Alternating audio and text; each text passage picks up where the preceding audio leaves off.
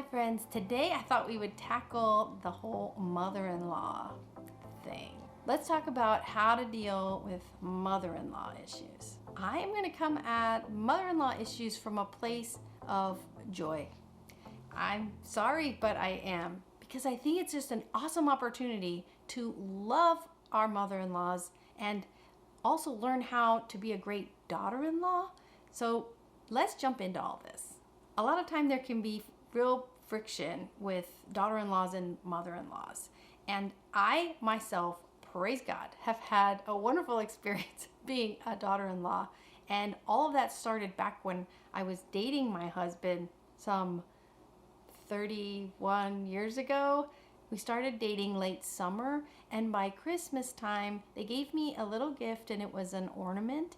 And when I found out that that was one of their family traditions, as it was in my family too, I was so touched that my mother-in-law had thought of my feelings and included me in such a simple way. They didn't know what the future brought, but they were gonna just love me then and there, and that really stuck with me.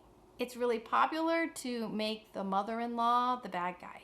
Sometimes it's warranted, and sometimes it's this awful sentiment that the media loves to portray. Of course, giant events of life bring stress, and sometimes we show our best colors and sometimes not the best.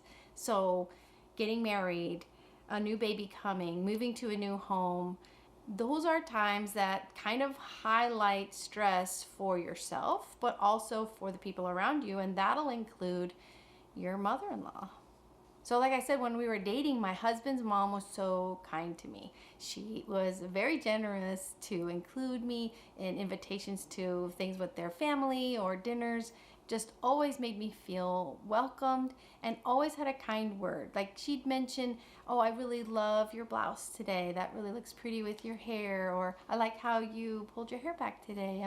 Such a tiny little thing to say, and she just made me feel so loved, so cared for. And she didn't know what the future held. We were just dating, but she wasn't afraid to love.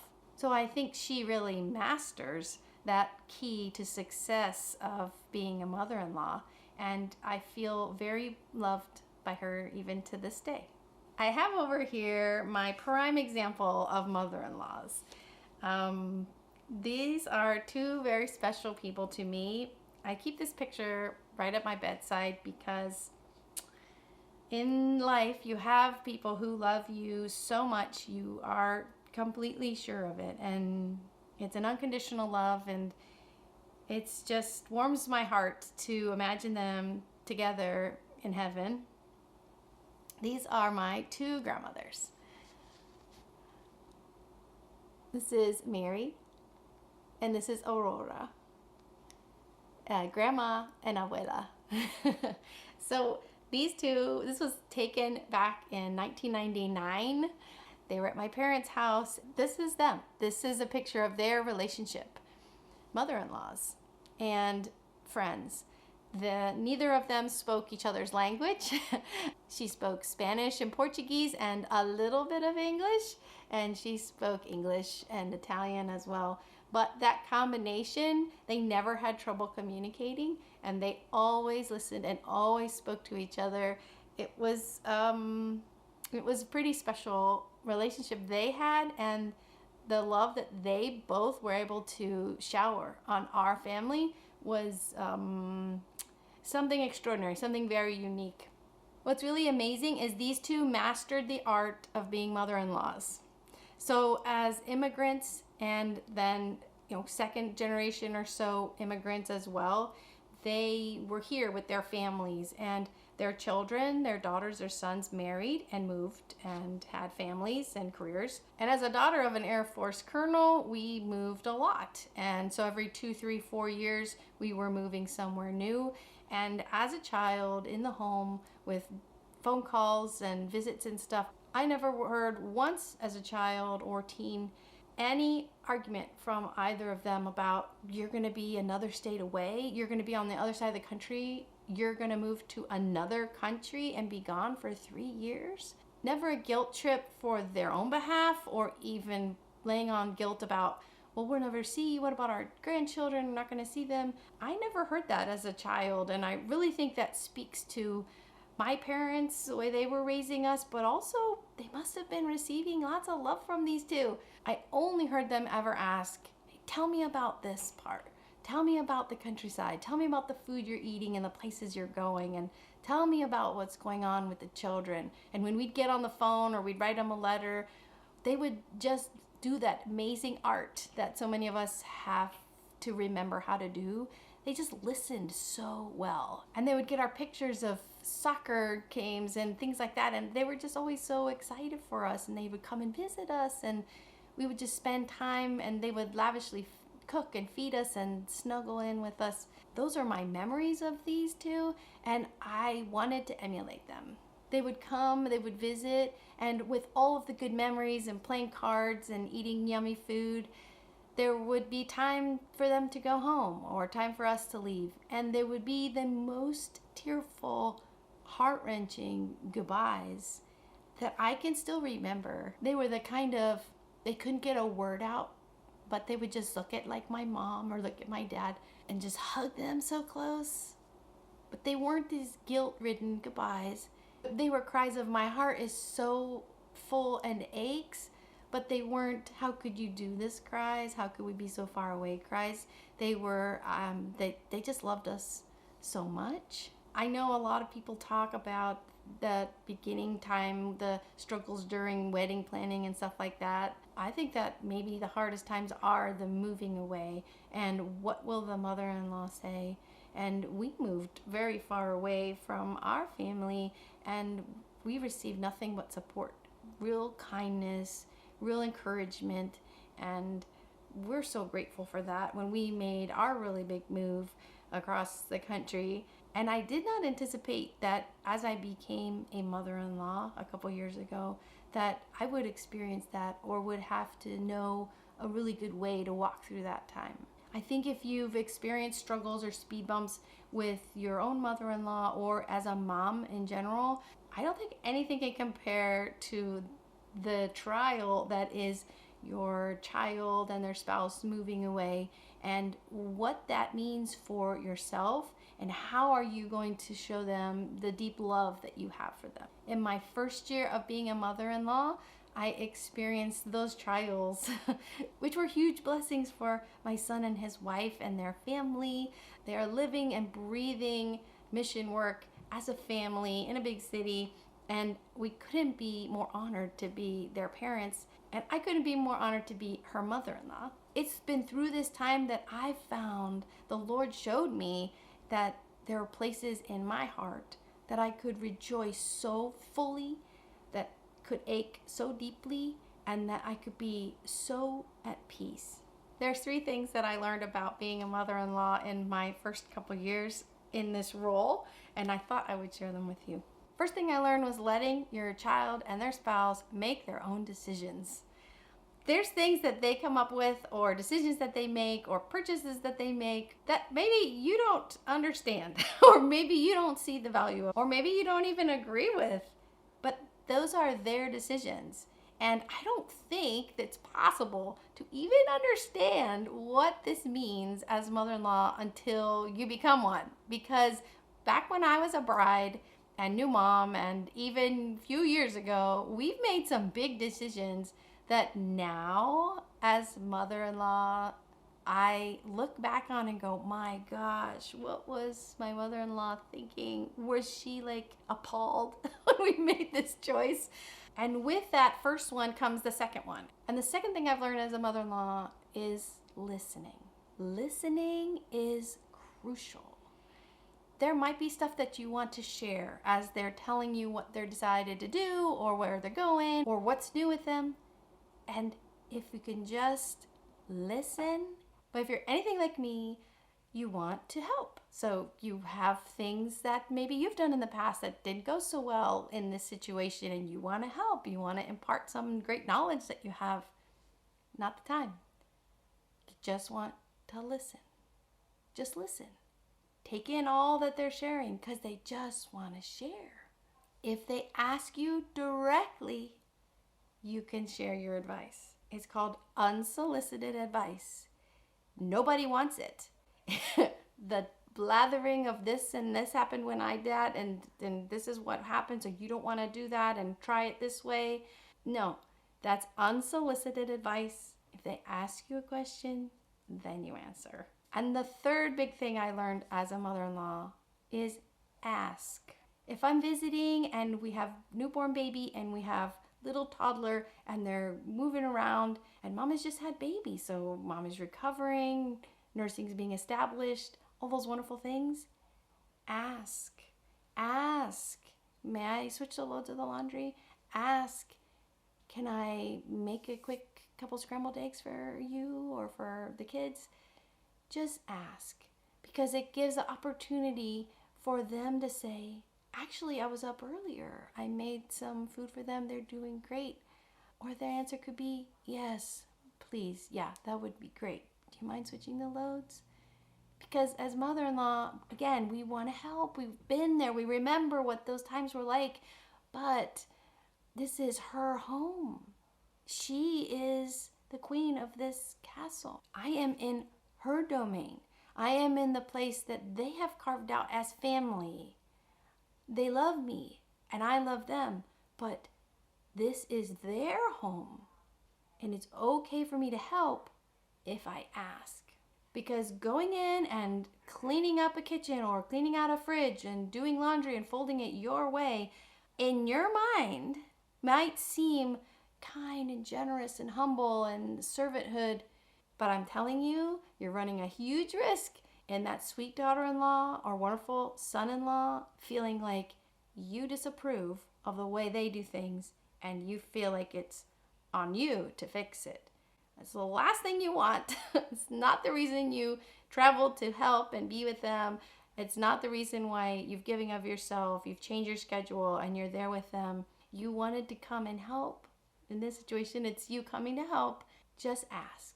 It'll alleviate a ton of problems. These are things that I think about now as mom who's become mother-in-law. I never thought of them as bride. I never even considered that I might need to afford my mother-in-law some grace. I really felt like it was on her, which again, I'm really blessed because my mother-in-law has always been so kind to me. Thank you, Mom.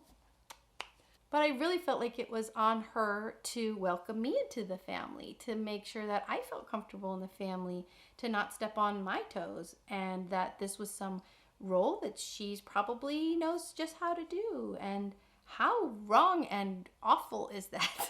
It's completely arrogant and completely the opposite of humility. When I asked on Instagram if anybody had any questions about how to get along with your mother-in-law or issues with that, I did get a couple of responses and I just wanted to address them really quick. So one of them really talked about receiving some hurtful comments from the mother-in-law, and that when her husband is there, they don't seem to occur, but they seem to occur when she's alone with mother-in-law, and that it's really tempting for her to just fire something back and be hurtful because she's hurt. And she's just kind of wondering like how to respond, because when she has brought it to her mother-in-law's attention, it's kind of dismissed like, oh, you're taking it the wrong way.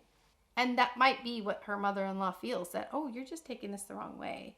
There might be other things going on with your mother-in-law.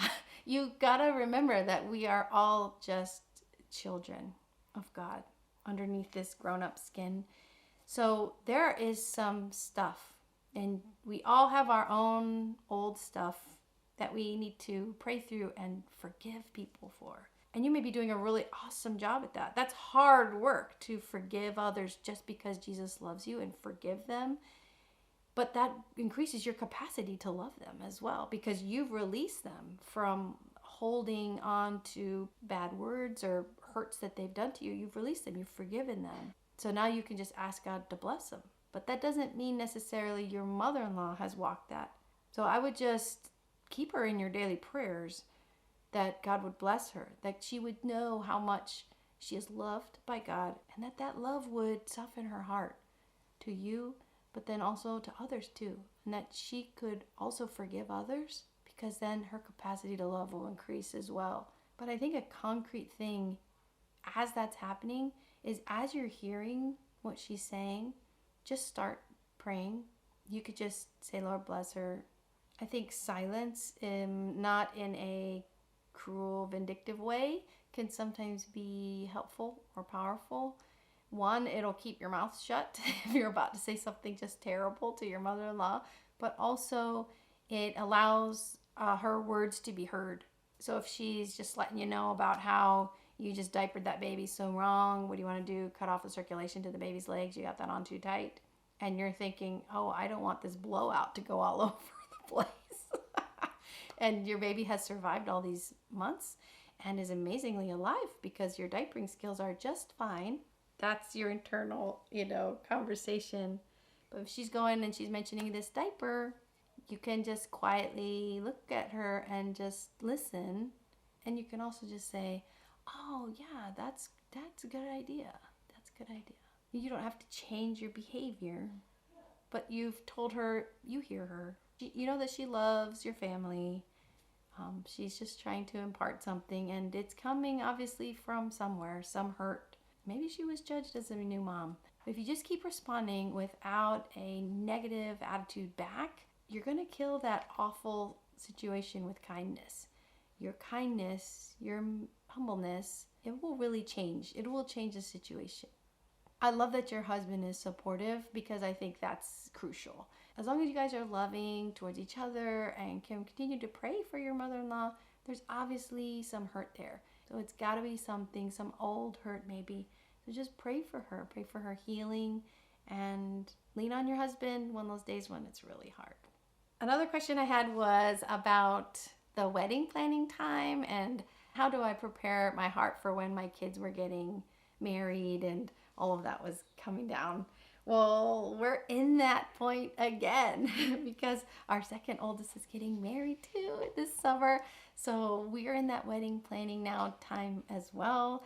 Preparing my heart for the whole shift from mom to mother-in-law, and what did I do? What did I go through in that letting go during marriage? Well, there is a letting go, but at the same time, they're not going anywhere. They're still your child. You're still their mom. But now you get to love another part of them, and that's their spouse. They become one. They get married, they become one. You see it when they're dating and they're engaged and they're getting ready for marriage. They're doing the marriage prep. So you see your son, he's here, he's himself, yeah?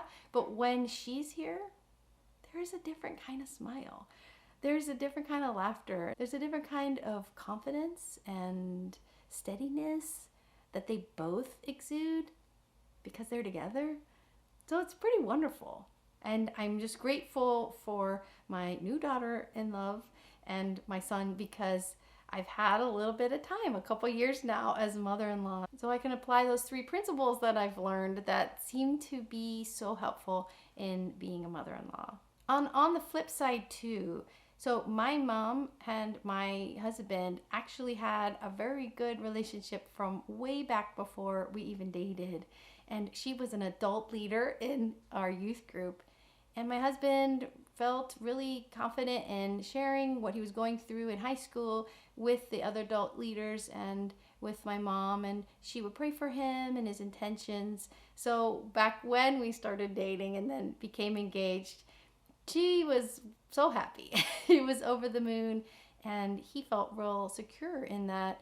And with all the different things that we have done, whether it's parenting or homeschooling or marathon training or moving or starting a new business, she has always been kind with him and so supportive and encouraging and uplifting to him, because throughout all of those things, as you're living life, you just need to know you have those people that God has put in your life that are on your side, that support you, that you know are praying for whatever God would like for it to happen in this situation.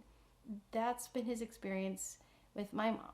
So we have felt truly blessed. And I do know that there are really tumultuous relationships, and I am sorry for those. But I am just so glad I got to introduce you to my 2 grandmas, these beautiful examples of being mother-in-law. Share with me in the comments below if you're mother-in-law or if you're gonna be. So I'm really glad I got to What am I saying? Introduce. Hi friends, I'm so glad that you,